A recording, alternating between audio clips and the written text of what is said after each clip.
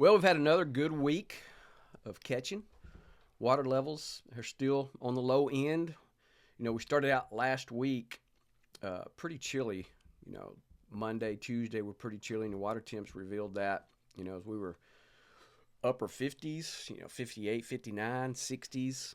So we, fished accordingly, but with our lower temps in the water and water levels being what they were, we started just kind of targeting drop offs and the little guts that go into all these little back lakes as you come down here in the San Antonio Bay system on this south shoreline.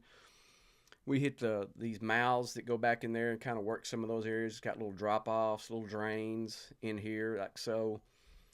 Just kind of worked our way down to these little areas and just kind of fished those. Some of these you couldn't go very far back into it because they shallow up really fast toward the back end of where these little drains and cuts are, little guts that are back in these areas like that. But you got a lot of different kind of structure that's in there.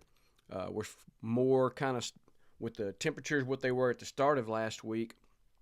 We wanted to target more grass and mud and clump shell. And again, that's going to be our format moving forward as we get further into November, and December's right around the corner.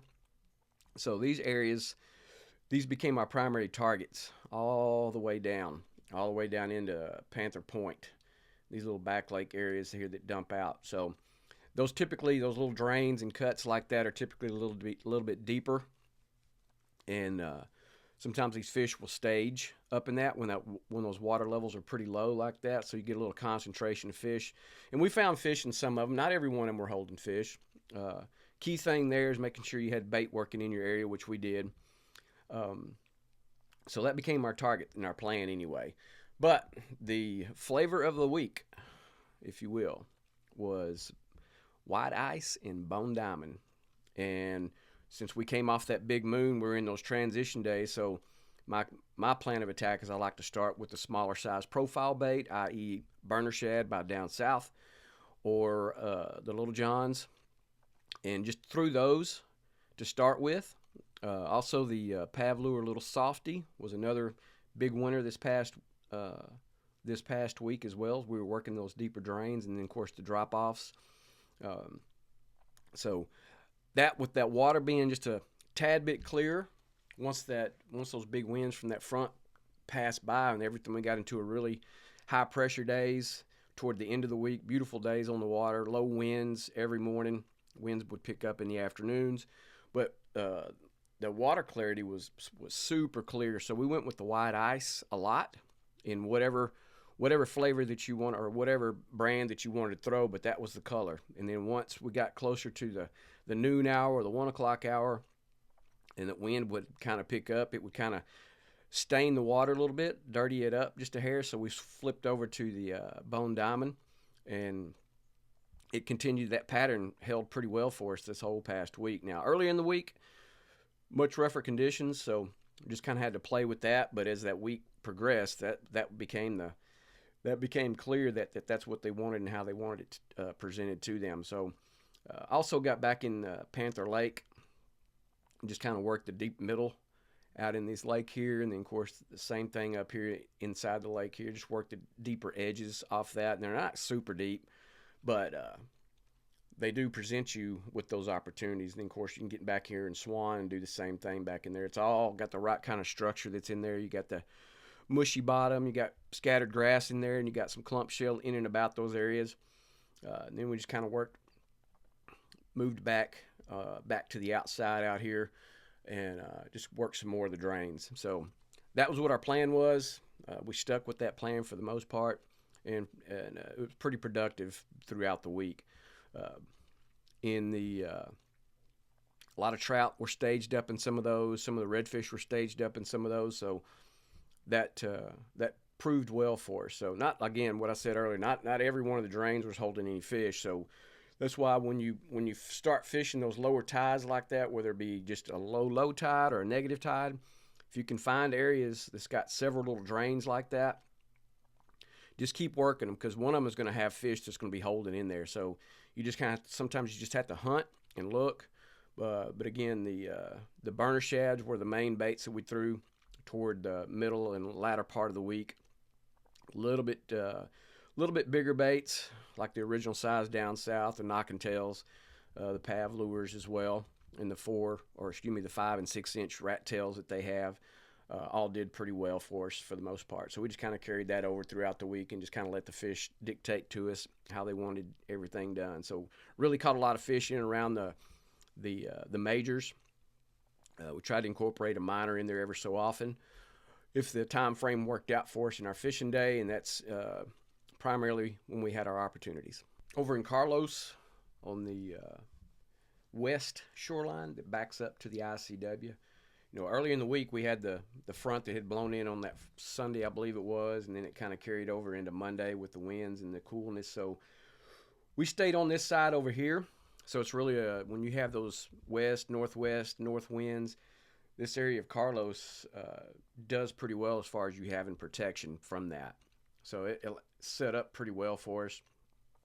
Again, with the lower tides and everything, when that water was being blown out of here, we could work closer to the shoreline and have a little bit deeper water, but there is a subtle little edge that's right out here in Carlos, and we just kind of spread out and worked across that just to see, and you can tell the difference when you're wading it, that water level, how it moves up and down on your body as far as when you're going through there. And it's got all different types it's got little depressions that are in there, and it's got little humps that are in there, so it's a really good location for fish to want to hang out. And we caught a few fish that were up and down the shore, not great numbers or anything, but we did catch some. But we worked down into the little corner here. And one of the areas I like to get to once you come off of this point is we get back in here around this, because the old ICW from a long time ago comes through that little section, and then of course you get back in here, you got some shale that's back in this area, you got nice mushy bottom that's back there, but you got drop-offs that are right through in this area here, and it drops off pretty deep. So if you wade this, just be aware of that, because in that colder water, those fish will suspend in a little bit deeper stuff so they can acclimate to the cold. So that was kind of a target plan for us. We'd get there to where we could cast that and give it just a little bit more time for those baits to fall down off that edge, and just kind of prospect that side like that to see if fish were holding there, which there were some. It wasn't just great numbers, but it just reaffirms the fact that that's what these fish are wanting to do. So typically when you get into a rule of thumb, if you will, when you get into the wintertime patterns, you want to fish your deeper water early and then slide up into your more shallow water later in the day or early afternoon, especially if you got a lot of sunshine, which we had toward the end of the week. So that plan worked pretty good for the most part. So this shoreline here is just a little bit more hard-packed than where I really like to fish this time of year, but it did well for us late in the week. So those fish, water temps rebounded nicely, got back up into the low 70s, 71, 72, 73. So it's kind of funny. We're layered up waders at the first half of the week, and then we're wet wading at the end of the week. So kind of have to be, where you can move around a little bit one way or another and be flexible on what you want to do. You could have stayed in waders if you wanted to, if you just didn't want to be wet, but it's set up really nice. But we just worked these edges, worked down through here, all the way up to that little point. There's a little white chair, and that's sitting out there on that point. So we worked it all the way down to that area there. Again, the main baits that we were throwing in the down south, we were using primarily burner shads in original size in the white ice and the bone diamond. Again, did really well. Little John's, the Truth was pretty good, and then of course in the white as well for it. Little softies, knock and tail lures, both same thing. That 3.5 to 4 inch bait was the biggest thing that we really threw a lot of.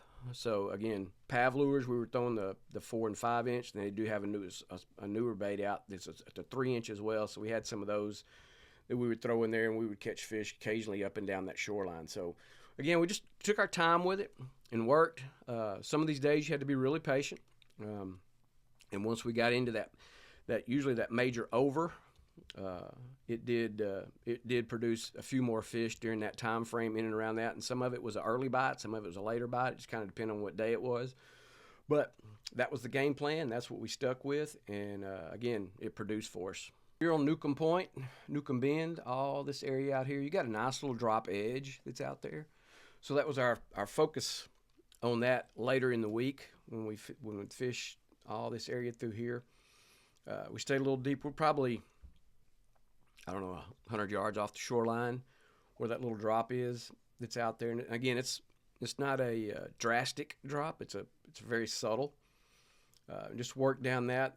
You have all different kinds of structure that's down in here. You've got the grass in there. You've got the clump shell that's in there. You got some spots that are hard, some spots that are a little mushy. Then we just worked down this point all the way out to the point, and then come around to the point into the bend area. So with those, as we got later in the week, where their winds shifted back around to the southeast, so we kind of slid up in here. And again, the winds were not high in the mornings at all. It was pretty calm for the most part. Maybe 5 to 8. Then it would pick up just a little bit as you got into the afternoon hours. But to get you a little bit of protection based on what your wind direction is, this is another one of those good areas. You got the oyster farm that's right there in the bend now. So we stayed off of that shoreline. There's a few drains that come off of that, and we would prospect those, see if there's any maybe possibly redfish or anything that were hanging out up in that, and didn't find any this past, I think, the one day that we fished this. But we found most of our fish a little further offshore, which makes a lot of sense, especially when your tides are lower. Those fish are going to pull off. Primarily trout back into this area, and you've got a little, if you fished into this area before, you've got some scattered shell. It's about as you get closer to the Holiday Beach area. And heck, you can even get out there around the oyster farm because that water was low enough that you could actually wade around that. Didn't get up in it, just fished the edges of it to see if any fish were hanging in that. And found a few here and there. Again, primarily during the major over was what our focal point was, as far as when we would think that we'd probably have our best production during the process of our day, depending on how long we were fishing. And just work this. It took a little bit of time to do that. Like I say, just slow, steady pace. Your patience can be rewarded. Once we kind of figured out profile and color-wise, what I'd mentioned earlier, the bone diamond and the white ice, both did really well for us. So that's what we kind of focused on, the smaller profile bait, through a lot of different flavors that were in there, but those two flavors primarily produced the most for us. So we really kind of stuck with that in any one of our brands that we wanted to throw, whether it be the knock and tail flavor or the down south, Little John's, any of those, the Pav lures as well. Any of that was the color pattern that we stuck with, and it produced the best for us, or most consistent, should I say, for us. So like I say, our weather really set up well after that front blew in. Earlier in the week, the latter part of the week was outstanding as far as your weather conditions went. It even got to a point, we were getting up into the low 80s on a couple of ththose days. So water temps were really nice. Air temps were really nice. It looks like this upcoming week is going to be pretty much the same. It's super important right now with our water levels being what they are, that you make sure if you get the chance to fish this upcoming week, that you pay attention to what those tide levels are. So you can eliminate water that way. It can also put you in an area which possibly going to produce for you. So that was our game plan as far as that went, and we executed to that. So it did really well for us. And so if you get the chance, have a great week of fishing and be safe out on the water.